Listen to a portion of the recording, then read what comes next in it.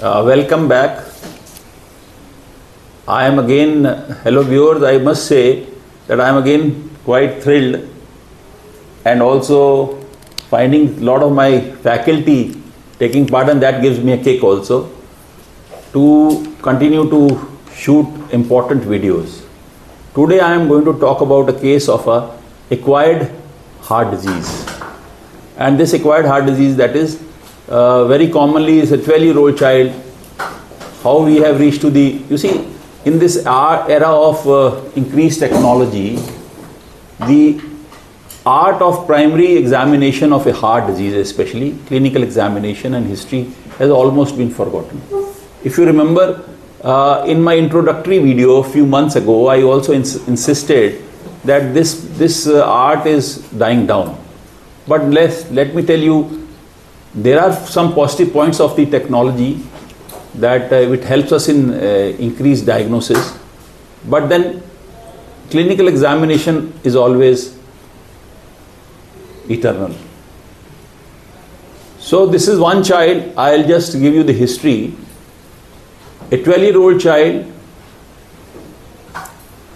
male child, got admitted here on the 25th of the January, and I am examining it today on the 30th of January 2025. This child came to us with the complaints of cough, respiratory distress for 3 days.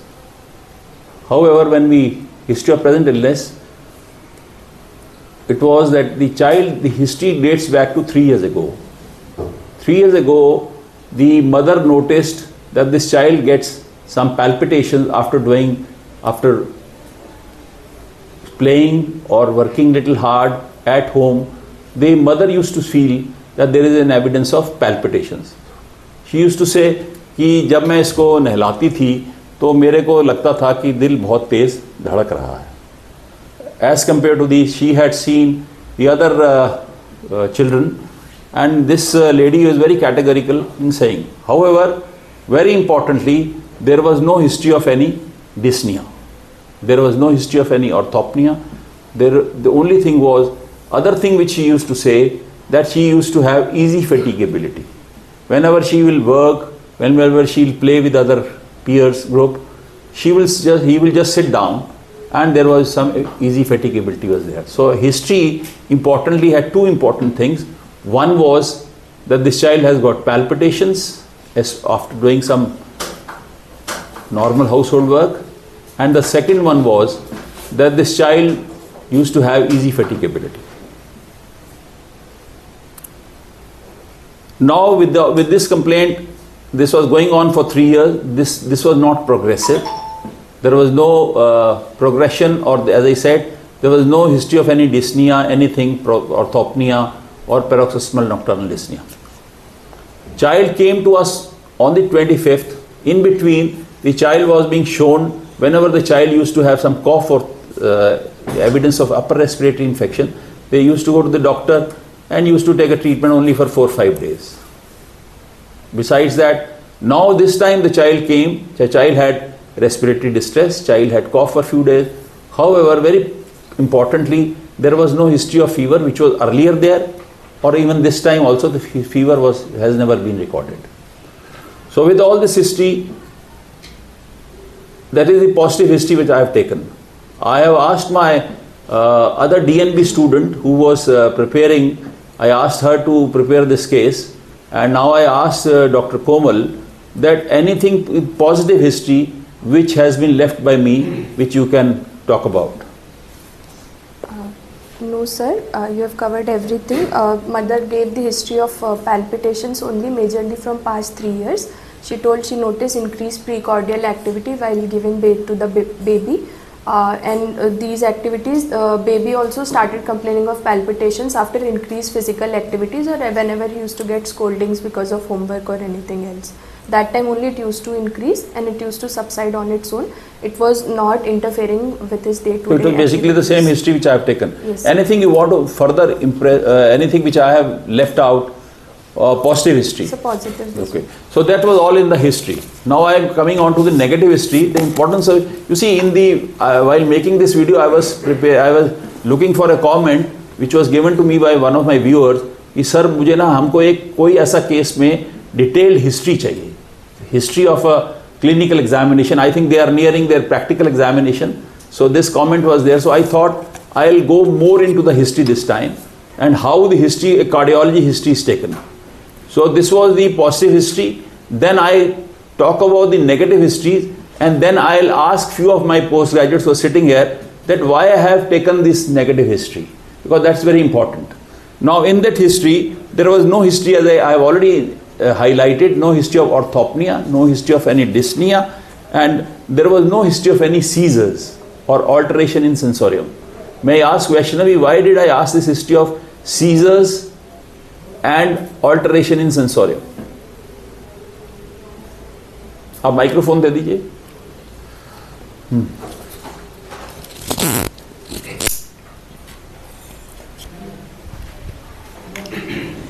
Cardiac embolism में नहीं, cardiac में आपने ये मैंने क्यों पूछा, seizures का, alteration in sensorium का, और loss of movement of any of the limbs. It's important. ये हिस्ट्री हमेशा हमको जब भी कार्डियक केस होता है तो हमको ये हिस्ट्री लेनी चाहिए. इसमें the importance of this history is that thromboembolic phenomena. Supposing you have a evidence, this is, as I said at the outset, this is a case of an acquired heart disease, and most common valvular lesions you know of, we will discuss it out also, is the mitral valve area. So कई बार क्या होता है कि stenotic lesions में the child may also present to us with history of seizures, history of alteration in sensorium, or even because of the thromboembolic effect, the child may be having loss of movement of the any of the limbs. So this is also a very important history in the cardiology. Now, what other history I asking before coming to the class? There is also important history, the hoarseness of voice. And somebody rightly pointed out that maybe because what happens in stenotic lesions, sometimes there is a dilatation of the left atrium, and that causes the impinging on the recurrent laryngeal nerve. Am I right, Doctor? So that causes hoarseness of voice. So that is also a very important part of the history. So any history of hoarseness of voice, any history of swelling of the feet and facial puffiness. Why it is important? That is very easy. Pratik can answer. Sir, child is in CHF or no? Yeah, very good. So if the child is in CHF, the child will come to us or we have to ask that history of swelling of the feet or the facial puffiness. Okay? Now, the other important history, what other important history will be there? Any history of joint pains. Any history in the preceding 3 months or some time back, this child had joint pains or swelling of any of the joints. So that's also very important. We are talking about to find out whether if this is a acquired heart disease, which is commonest is of course a rheumatic heart disease. So you have to come out with the major criteria, which we'll discuss it later. So any history of any arthralgias or arthritis. So that is also very important. Any other history? The other important history is any history of, you said about the facial puffiness and pedal edema, any history of urinary complaints, especially nocturia. What is nocturia and why it is so common in Pankhuri is sitting in the back. Why nocturia is important in congestive heart failure? What could be the cause of nocturia?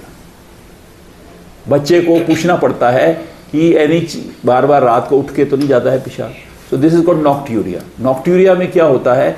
There is redistribution of the fluid, and when the child lies down, there is redistribution of the fluid, and more of the fluid gets filtered in from the kidney. More importantly than that, when the child lies down, there is increased secretion of the ANP, that's the atrial natriuretic peptides. So this is a very important history. Indirectly tells us that maybe the child is having features of congestive heart failure. So that is all I would like to say about the negative history which I have taken. You can also ask for history of any rash over the body, petechial rash or some other rash, history of any, you can even get the history also of the subcutaneous nodules, especially more on the extensor aspect. The mother may also say कि इसको कुछ nodules नज़र आ रहे हैं, small painless nodules. So that could also be a part of the history.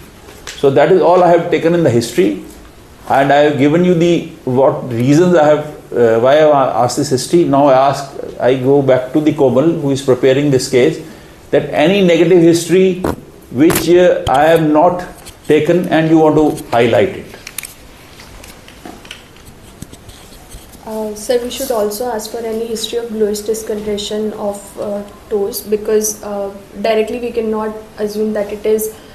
We should always rule out cyanotic heart disease, so we should ask for history. Well, I would here like to differ. I think because this child is absolutely all right. You have a point, but this history of bluishness, especially is more importantly the congenital heart diseases.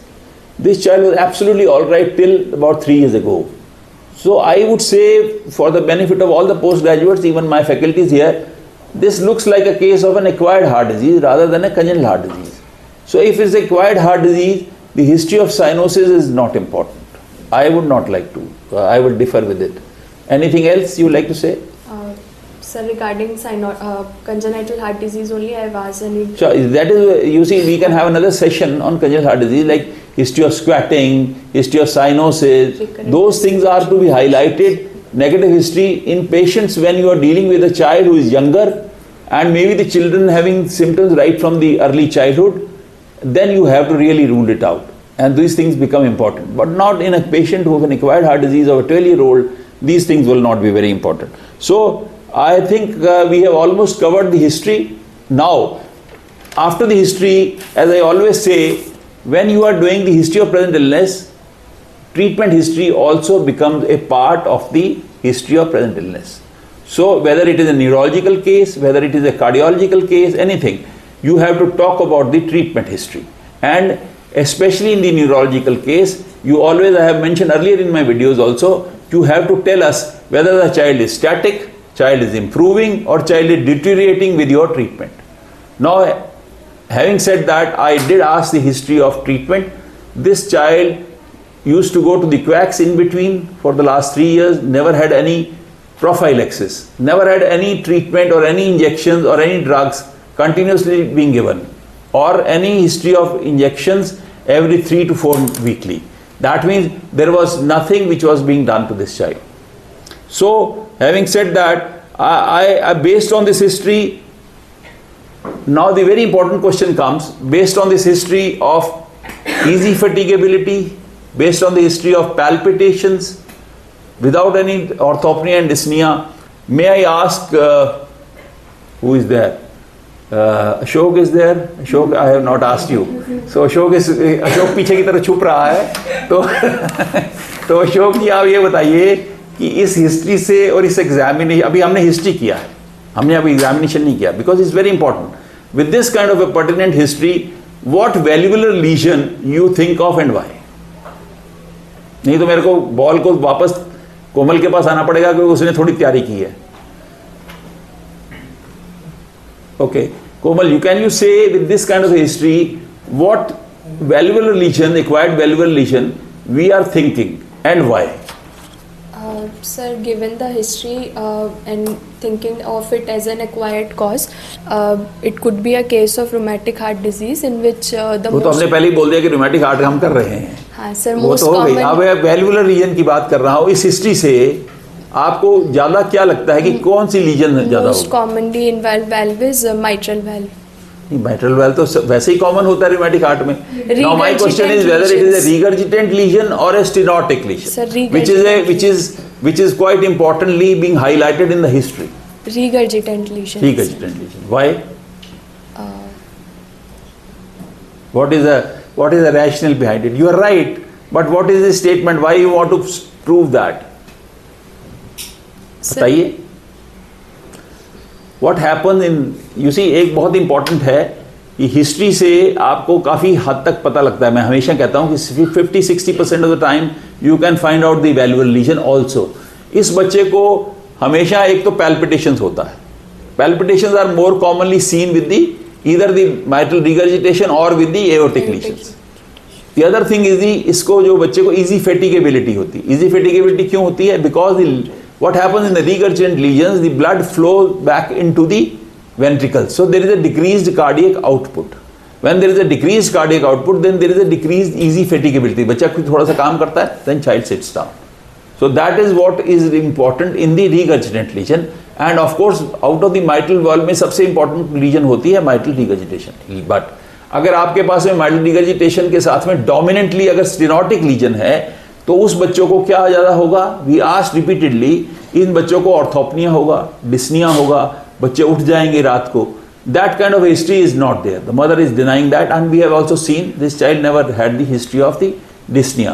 So that indirectly proves that stenotic lesion, if it is there, वो हम examination की बात करेंगे, लेकिन that is not dominant. So history wise it looks like a more of a regurgitant lesion. Okay. Now I ask the examination. अब हम थोड़ा सा खड़े होते हैं और देखते हैं कि ये बच्ची डॉक्टर कोमल जो है ये क्या एग्जामिनेशन करती हैं. We talk about the general physical examination and then we will come specifically to the CVS examination. आइए मैडम, अब खड़े हो सकते हो जी, या बैठना चाहते हो बैठ जाओ, जैसे भी आप करना चाहो. आप राइट साइड आइए, लेफ्ट में क्यों खड़ी? ये एग्ज़ाम में भी अब ये एग्ज़ाम लेने जा रहे हैं और ये अगर आपने लेफ्ट साइड से एग्जामिन कर दिया तो आपको आधे नंबर तो आपको उसी समय कट जाएंगे जब आप एग्जाम लेने जा रहे हो, because you always have to stand on the right side to examine this child. ठीक है, आई नीड नॉट कॉल कि आप इधर आइए और इधर से करिए. अब जनरल फिजिकल एग्जामिनेशन में आपके पास में रिमेटिक हार्ट का पेशेंट है तो आपको क्या क्या चीज़ें देखनी है importantly. Don't go way the head to toe examination which we do it in the undergraduates. Cardiology का केस है, एक्वायर्ड हार्ट डिजीज है, आपको क्या क्या मेनली देखना है और क्यों देखना है वो बताते जाइए. Sir, child is lying comfortably on the stretcher.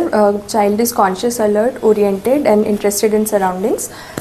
Sir, pulse. I have examined pulse rate on right. Started with the vitals. Okay, pulse rate बताइए. Pulse में क्या क्या देखा आपने?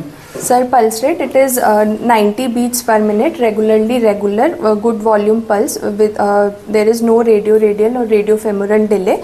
Then I have measured blood pressure of the child in all the four limbs. In right upper limb it was 90/60. In left upper limb it was again 90/60. In right lower limb it was 120/80, whereas in left lower limb it was 110/70. CRT was less than 3 seconds. Respiratory rate was 14 cycles per minute. Abdominothoracic type. Child was afebrile, 98.9 degree Fahrenheit. JVP was 3 centimeter above the sternal angle. I did not find it as raised. Sir, head to toe examination, it was all normal, but considering it as a case of acquired heart disease, that is rheumatic, we should look for any subcutaneous nodules on the extensors aspect of the forearm. Nothing like वो नहीं था sir, and we should also look for rash in case if it is there. There was no rash, there was no abnormal body movement suggestive of chorea. Then no abnormal movement of tongue as well. Sir, palms and soles of foot were normal. There were no nodules there. Nails were normal. There was क्या no nodules कौन से देखने थे?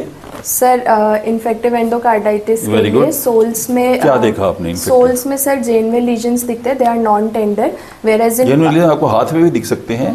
ऑस्लर nodes sir in Are they painful, painless? Osler nodes are painful. They कहाँ होते हैं? Are present at the finger tip. They are due to immune. दिखाओ करके दिखाओ कहाँ.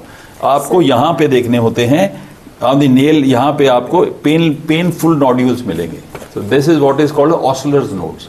तो आपको this is the one of the signs of the infective endocarditis. So any child of rheumatic heart disease or rheumatic fever, you have to find out as she rightly said, about the evidence of infective endocarditis on the general examination. अभी हम general examination की बात कर रहे हैं.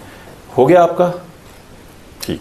Now इसमें importantly 2-3 चीजें हैं जो मैं आपसे बात करता हूँ. आप भी सुन रहे हो. इस बच्चे का जो था इसमें एक तो आपने बोला 90 है, afebrile है, बच्चे की वॉल्यूम गुड है. तो गुड वॉल्यूम पल्सेस रेगुलर है. It's a good volume pulse. This good volume pulse is seen in which condition?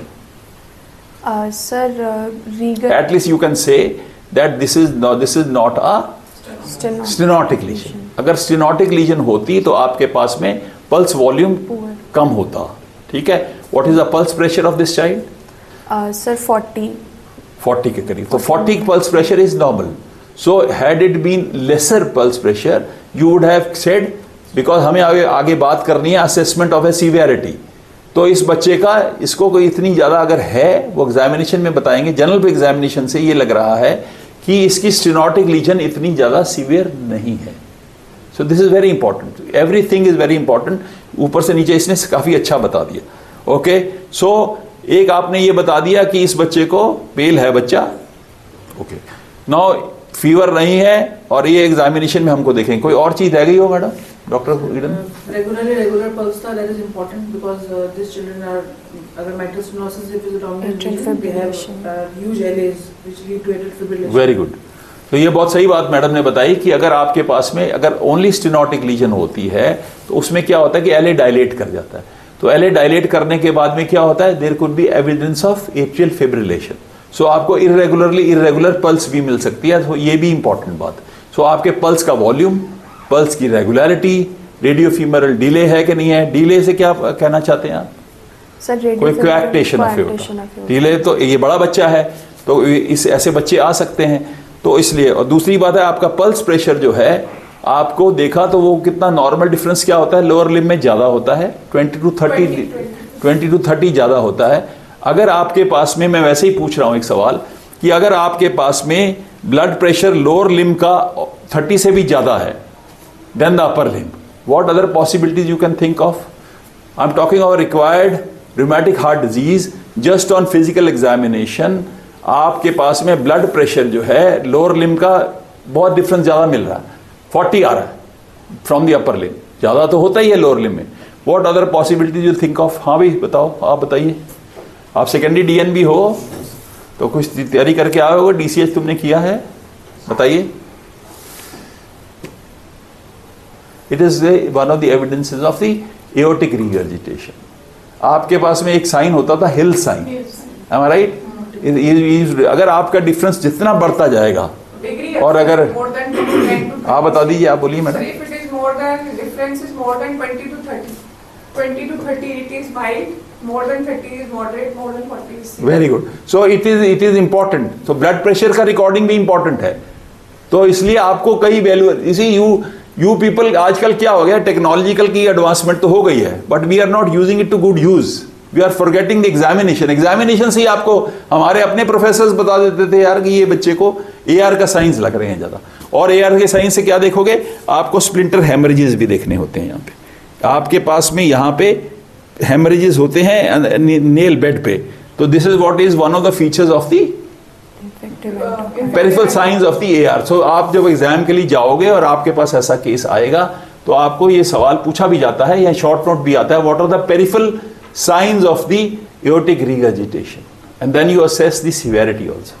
Okay, so that is all. I think we are over with the general examination. I just want to add one more thing, sir. Please.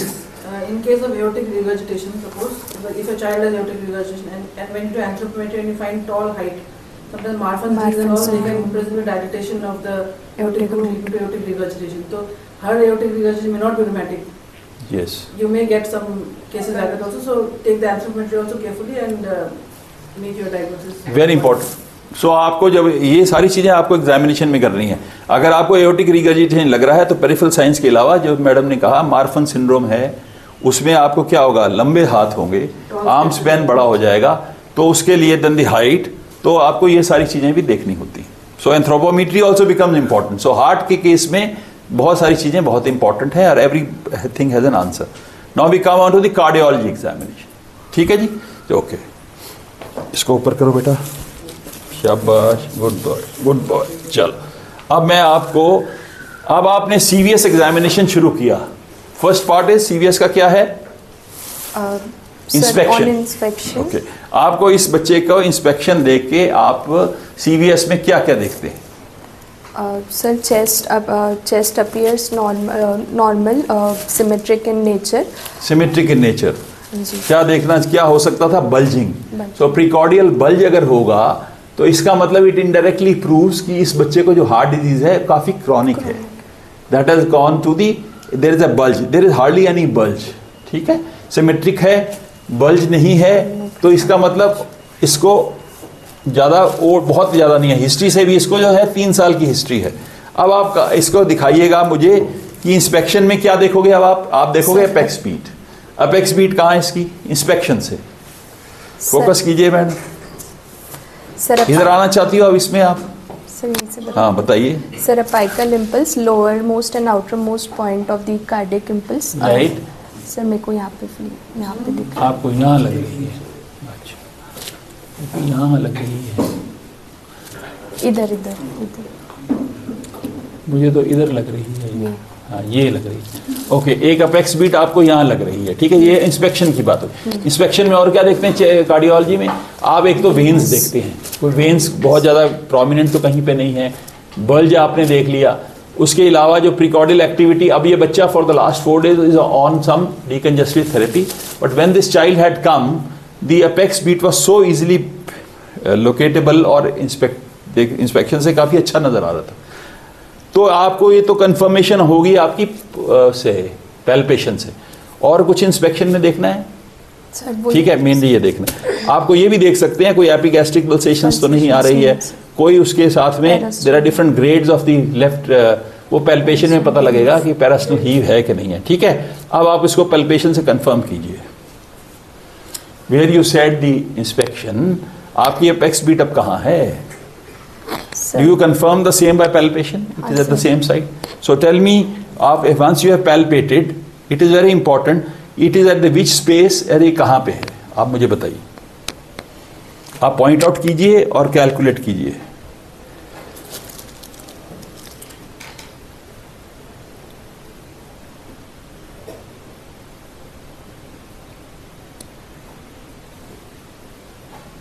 Sir 6th intercostal space में आ रही है, 1 centimetre lateral to mid clavicular line. Where is the second space here? Angle of Louis कौन सा है? Sir यहाँ पे। हाँ, ये बहुत इंपॉर्टेंट है कि कई बच्चे ना बाद में हम एग्जाम में भी पूछते हैं, तो ये एंगल ऑफ लुई के जो नीचे वाली स्पेस होती है, ये देख लो भैया, ये है सेकंड स्पेस। सेकंड, ये थर्ड, ये फोर्थ, ये फिफ्थ और ये सिक्स्थ। सो ये है इसकी सिक्स्थ, ठीक है। ये आपने पैल्पेट तो कर लिया, अपेक्स बीट 6 पे। और क्या बोलोगे अपेक्स बीट के साथ में? सर उसका नेचर ऑफ एपेक्स। तो tell me what is the nature, what you found out? Sir, I am feeling it is tapping in nature. It is tapping in nature. Okay. So you have a apex beat which is 6 space outside the midclavicular line and is tapping in nature. Anybody has seen this child? Nobody. एक तो तुम लोगों की ये बंदी गंदी आदत है कि whenever there is a class, you never come in time first of all, and then you never examine. You can participate better once you have also examined. This is universally true. मैं जिस भी medical college में रहा उस सब जगह यही problem है। तो how will you learn? You see the problem is this.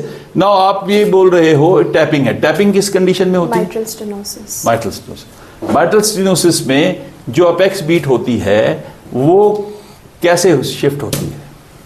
Sir, whenever there is a left side enlargement, down or out shift होता है, and in case वो of राइट मेटल स्टेनोसिस में भी ऐसा होता है? ऐसा नहीं होता। उसमें प्रेशर ओवरलोड होता है सर, ऐसा नहीं होता। Just listen to me. Mitral stenosis में क्या होगा? अपेक्स बीट जो है आउट हो जाएगी, but it will not be down because right ventricle hypertrophy. First of all, most of the time apex beat, क्योंकि राइट वेंट्रिकल जो है वो उसको जो लैटरली शिफ्ट करेगा, और it may not be very easily palpable also, थोड़ा diffuse होगी। दूसरी बात, टैपिंग अपेक्स बीट एमएस में होती है। इसमें क्या है, व्हाट आई फाउंड, आप और भी लोग देख सकते हो। डॉक्टर साहब आप भी बताइए, कहाँ गई डॉक्टर ईडन? चली गई? हाँ डॉक्टर ईडन आप इधर आइए ना, ये हमारी कार्डियोलॉजी की इंचार्ज हैं, आप इधर आइए मैडम। आपको मेरे हिसाब से it is a ill sustained heave, it's not tapping in character. आपको क्या लगता है मैडम? नहीं, आप give your own opinion, fine. क्योंकि ये आउट है, डाउन है, और मेरे को ये है, या it's not heaving, but then it is ill sustained heave. आता है जी। टैपिंग क्या चीज होती है? Tapping is like a slap, slapping, कि आया, इसको उठाता नहीं है बच्चा और वापस चले गया। इसमें क्या है, इसमें थोड़ा सा उठता है, but it's not sustained heave. So I personally feel, अब हो सकता है मैडम को भी इससे टैपिंग लग रही हो। सर वैसे तो जो एपेक्स बीट है वो एक सिंगल स्पेस में दिख रही है। हाँ बिल्कुल ठीक है। वाला होता है, it's spread over at least 2 spaces. ठीक है, ठीक है। Exactly it is not that regurgitant type का नहीं लग रहा, but properly tapping, it could be a mixed type of, it could be, या तो it could be hyperdynamic circulation से, कि हो सकता है, but it is not exactly tapping, ठीक है। दूसरा एक पॉइंट ना, कई बार ना आपको एग्जाम में ना कई चीज़ों को जोड़ना भी पड़ता है, तो मैं आपको टिप्स दे रहा हूँ एग्जाम की, कि इसमें क्या होता है कि आपके पास में डाउन है, आपके पास में आउट है, तो आप अगर बोलोगे टैपिंग तो आप अपनी गलती कर रहे हो। तो वो जो एग्जामिनर है ना, जो इतने साल मैं भी एग्जामिनर रहा, तो वो सवाल से पूछे जाता है भाई ये तुमने कैसे बोल दिया। सो डाउन एंड आउट है तो it is A left ventricular, ठीक है, ओके।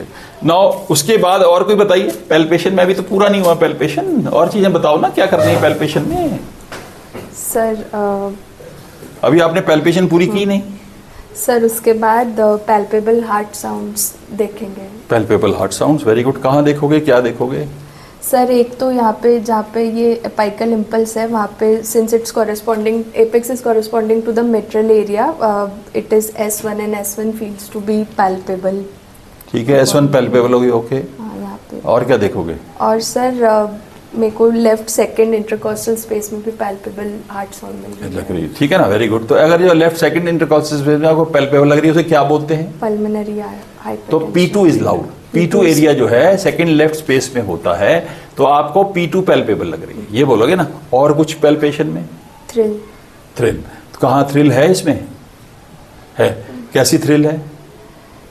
सर थोड़ा डिफिकल्ट है, डिफरेंट है सर, यहाँ पे तो सिस्टोलिक थ्रिल। तो मैं आपको बता देता हूँ, इस बच्चे का जो है, जब ये बच्चा आया था तो और अच्छा था। इस बच्चे के, as she rightly said, few things are absolutely fine, कि ये बच्चे की कंफर्मेशन यहाँ है।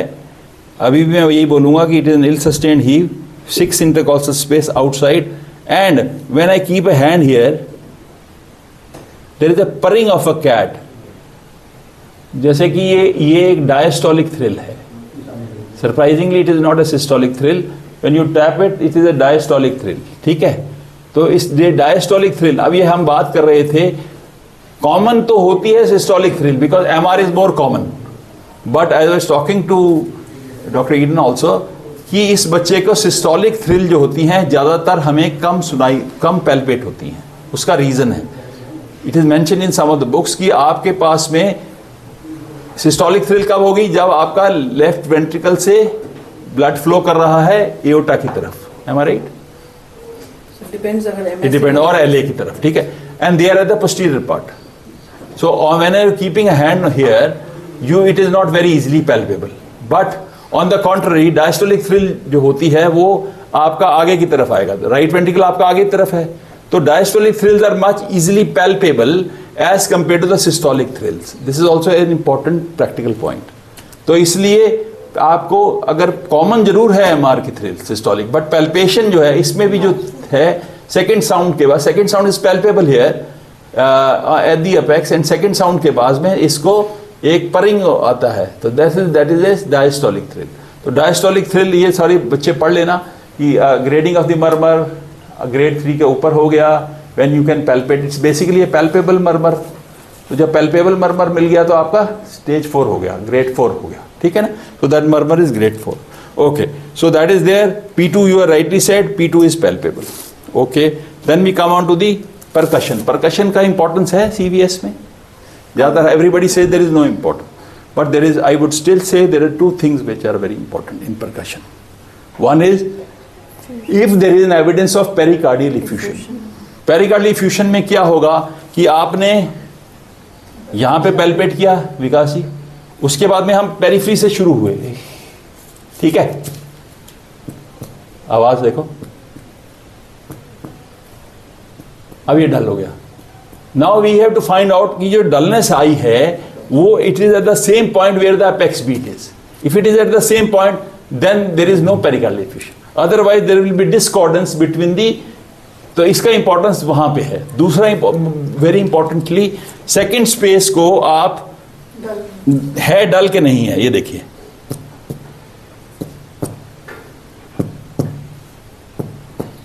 रेजोनेंट है। इसका मतलब अगर सेकंड स्पेस इसका लेफ्ट साइड का डल होगा तो it is because of the pulmonary arterial dilatation. So it is an indirect evidence कि बहुत ज्यादा अगर पीएच हो रहा हो तो आपके पास में पल्मोनरी आर्टरी गेट्स डायलेटेड। सो इसमें ऐसा भी कुछ नहीं है। तो एटलीस्ट तो ये 2 चीजें आपको सिर्फ परकशन में इंपॉर्टेंट है और कोई परकशन की इंपॉर्टेंट नहीं। एस्कल्टेशन पे आ जाओ, अब आप स्टेथो निकालो और एस्कल्टेशन बताओ मुझे।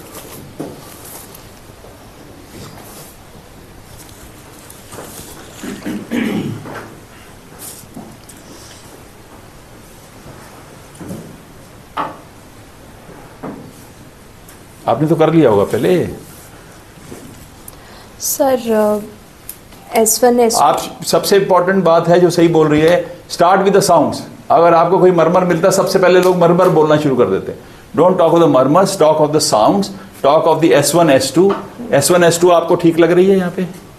Sir S1 is okay, S2 is sir splitting, ऐसा मुझे लग रहा है। There is splitting and also there is murmur. Second sound में स्प्लिट लगती है। हाँ। अच्छा, and there is murmur heard in at the. अभी मरमर से पहले स्प्लिटिंग आ गई सेकंड साउंड। और क्या, और कोई साउंड कहीं देखोगे आप? पल्मनी एरिया में देखोगे, P2 एरिया में, तो लेफ्ट सेकंड इंटरकॉस्टल स्पेस में भी देखोगे तो आपको यहाँ पे भी जो सेकंड साउंड है वो लाउड है।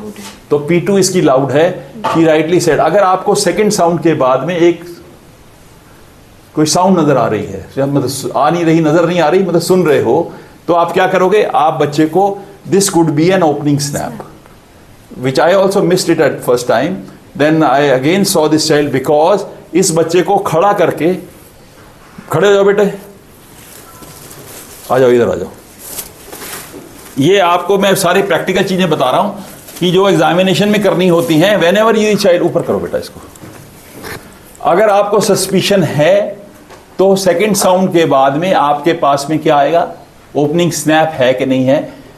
यू हैव द एरिया, इसके थोड़ा सा मीडियल फ्रॉम द एपेकल, आप इसमें सुनेंगे तो सेकंड साउंड के बाद में there is a sound which is there. This is called an opening snap because of the stenotic lesions. आप इसमें बड़ा अच्छा सुनाई दे रहा है, which I also missed it because बच्चा लेटा हुआ था।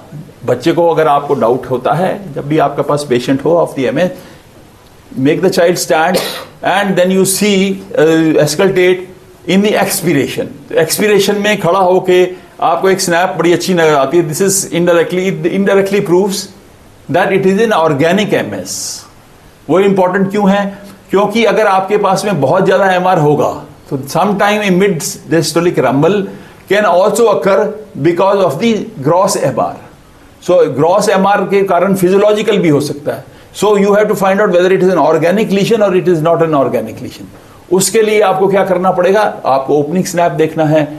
Of course sometime I can't pick it, आप प्री सिस्टोलिक कोई एक्सेंचुएशन मिल जाए तो वो सारी प्रॉब्लम, वो जो सारी चीजें होती है। बाकी एक और इंपॉर्टेंट बात है, longer the murmur, diastole murmur, the more is the severity of the, it's the duration, it's not the voice और द इंटेंसिटी।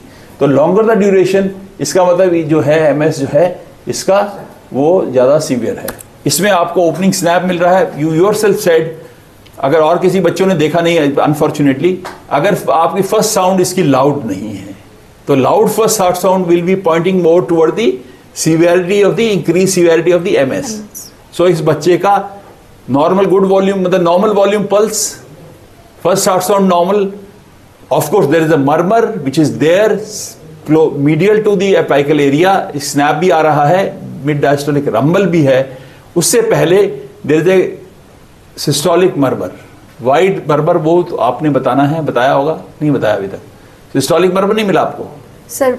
एपिकल एरिया में है। हाँ, तो उसके लिए क्या करोगे आप? सिस्टोलिक मर्मर है। नहीं, सिस्टोलिक मर्मर तो है, उसके बाद क्या करोगे? सर एक्सिला तक रेडिएट। हाँ, तो रेडिएट, सिलेक्टिव प्रोपगेशन, रेडिएट तो करता है but you have to use that word of selective propagation to the axilla. अगर होता है selectively, that is what is MR का मर्मर। ठीक है, ओके। सो उसके बाद में क्या करना है? एस्कल्टेशन में आपको सेकंड साउंड पे जाना है। जब आपको लगा कि सेकंड साउंड इसकी लाउड है तो आपको वहां पे भी देखना है। वहां देखने से आपको क्या देखना है? कोई मर्मर तो नहीं सुनाई दे रहा। Sometime what happen, pulmonary arterial hypertension में because of ring dilatation there is a diastolic rumble which you feel, that is the evidence of the pulmonary arterial hypertension. You can have even a systolic murmur. Because of pulmonary arterial hypertension, you can have a diastolic rumble, diastolic murmur also in the pulmonary area, which is the P2, second space. ऐसा इसमें कुछ नहीं मिल रहा। So ये आपने देखा, ये तो हो गया आपका CVS एग्जामिनेशन पूरा हो गया। ठीक है, और कुछ रह गया एग्जामिनेशन में? और क्या, और कोई सिस्टम किया आपने?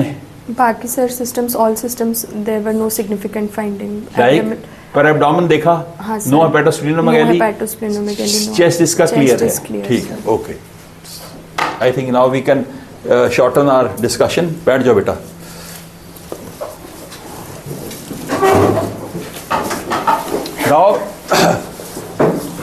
I will just briefly tell you,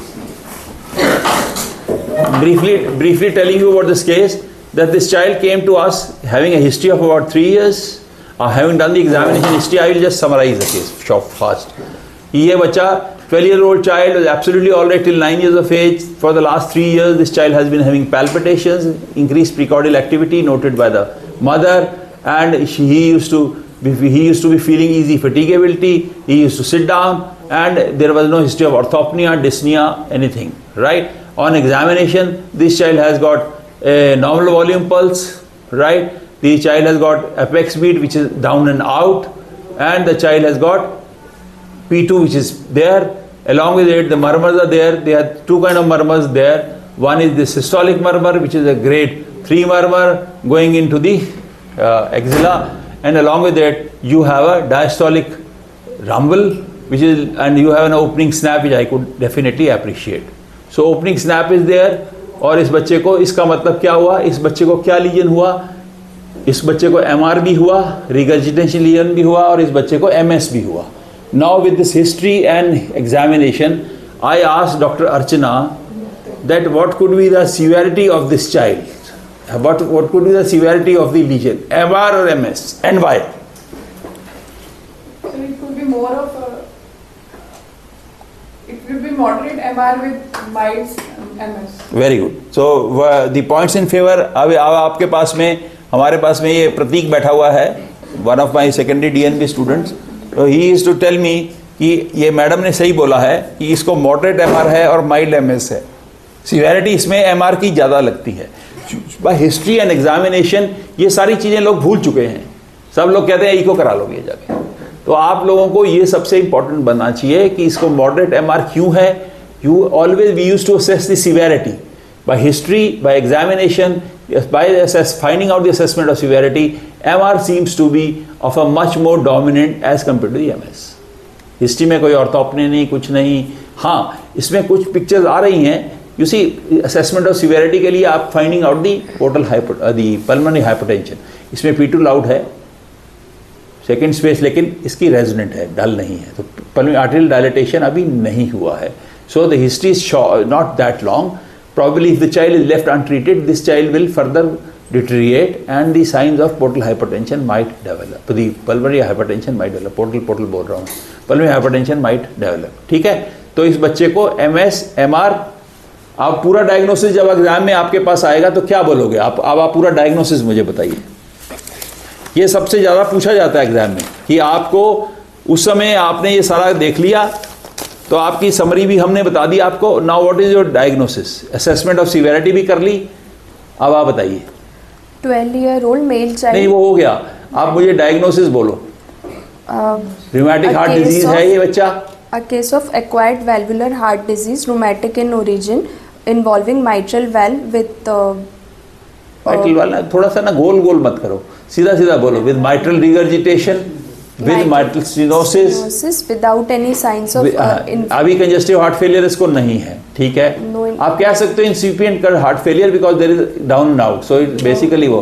लेकिन without congestive heart failure, with normal sinus rhythm, with evidence of pulmonary arterial hypertension, with no evidence of infective endocarditis. ये सारा का सारा आपको डायग्नोसिस बोलना पड़ेगा जब आप एग्जाम में जाओगे तो. Okay, so this is how you talk of the. समझ आ गई वैष्णवी? ये सारा कुछ आपको बोलना है. Normal sinus rhythm, pulmonary arterial hypertension, ये सारा कुछ बताना पड़ेगा. Now I come back to the discussion part. तो टाइम मेरे पास थोड़ा कम है, तो डिस्कशन में दो चीज़ें आप पढ़ के भी आओगे या पढ़ोगे आजकल. ये देखो फिर उसको यॉर्निंग हो रही है. तो इसमें क्या है, एक तो होते हैं जोन्स क्राइटेरिया. जोन्स क्राइटेरिया में आपको मेजर है और माइनर है. ठीक है, आपके पास में वो आप पढ़ लोगे. But what I want to highlight now, there are major criteria. आपको पता है कार्डाइटिस है, आर्थराइटिस है, सिडेनहैम स्कोरिया है, सबक्यूटेनियस नोड्यूल्स है, एरिथमा मार्जिनेटम है. माइनर में क्या है, आपके पास में एक्यूट फेज रिएक्टेंट्स हैं, उसमें CRP पॉजिटिव है, ESR बढ़ा हुआ है. ठीक है. एंड उसके बाद में आर्थ्रेल्जियाज हैं, पॉली आर्थ्रेल्जियाज हैं, PR इंटरवल प्रोलॉन्ग्ड है. और on the top of it with the essential criteria is the you have to have the evidence of streptococcal, evidence of latest streptococcal infection. उसके लिए आप ASLO कराते हो. एक चीज़ और मैं बताना चाहता हूँ, in order to improve the sensitivity and specificity. There is another test, echo से पहले रुको, तो ASO से पहले आप जो है एंटी DNase B भी कराते हो। We used to read about it. ये टेस्ट होता था एंटी स्ट्रेप्टोजाइम टेस्ट। उसमें क्या होता था, ASLO ही नहीं सिर्फ होता, sometime to increase the sensitivity specificity you can go for, अगर फैसिलिटी एग्जिस्ट करती हैं तो एंटी DNase B। वो करने से क्या होता है, it is an essential criteria, again it is against the group B, group A streptococci, तो आप ये एंटीबॉडीज बनने लगती हैं, ठीक है ना। तो ये जब एंटीबॉडीज बनती हैं तो आपको ASLO, अच्छा ASLO की एक और इंपॉर्टेंट बात बता दूं, ASLO single reading more than 250 200 के हम पॉजिटिव होते हैं, but what is more important is if you have the rise in the, पहला आपके पास ASLO है और उसके बाद there is a 4-fold 5-fold rise is there, that is much more significant than the single reading of the ASLO। Okay, तो ये सारी बातें हो गई। उसके बाद में नाउ 2015 में क्या हुआ कि there is a technological advancement हुई है। तो technological advancement is good for the diagnosis.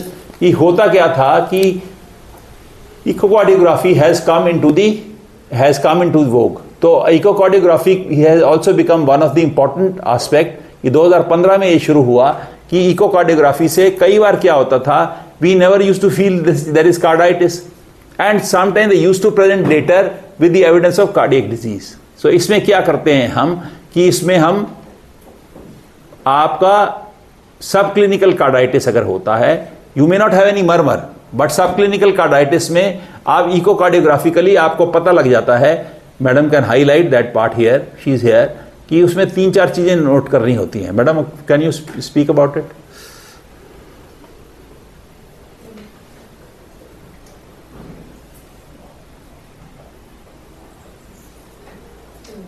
Subclinical carditis ideally means that you don't that you are not hearing any murmur, but then on echo, when you do an echo, you find some evidence of cardiac involvement. So we do a Doppler and there are some morphological characteristics as well as Doppler findings which will help you in saying that this is definitely a carditis on echo, but not clinically.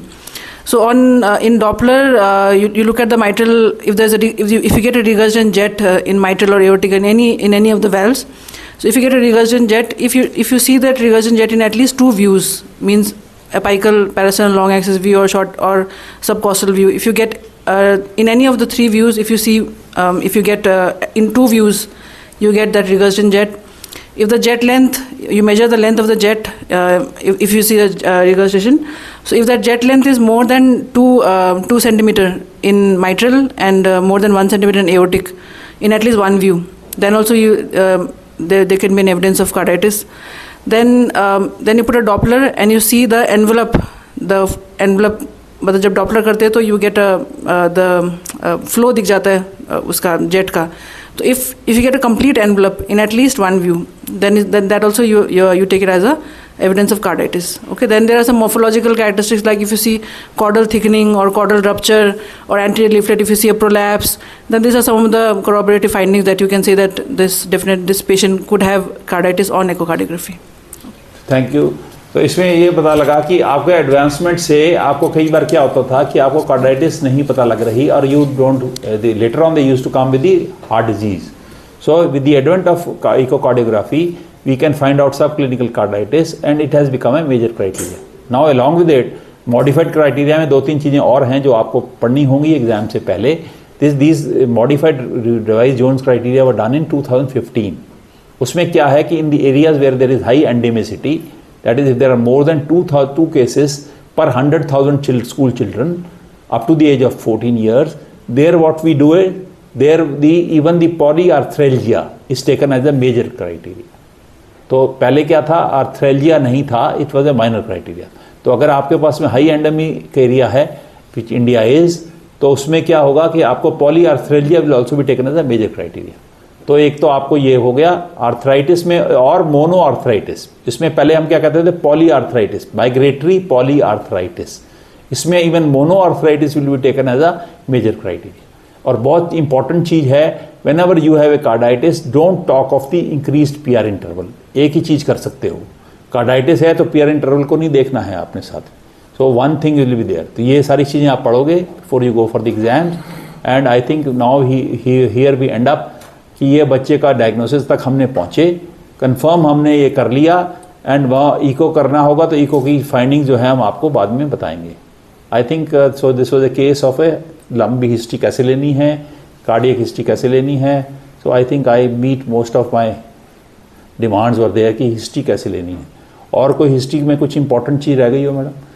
Rheumatic heart का बच्चा है तो of course you have to keep a socio economic history कि बच्चे में over crowding तो नहीं है और बच्चों के साथ तो नहीं है, because it is seen in the highly crowded areas. ठीक है, और कुछ बताना चाहो? दे वैक्सीनेशन इनको वैसे ही करना है। और दे बच्चा को हमने अभी जो है कार्डाइटिस के लिए, हाँ इसमें इंपॉर्टेंट चीज़ है, इस बच्चे की भी मैं बता देता हूँ। इस बच्चे का CRP पॉजिटिव आया है, बट इस बच्चे का ASLO CRP 9, ASO टाइटर्स इसका जो है वो कम है। M I right?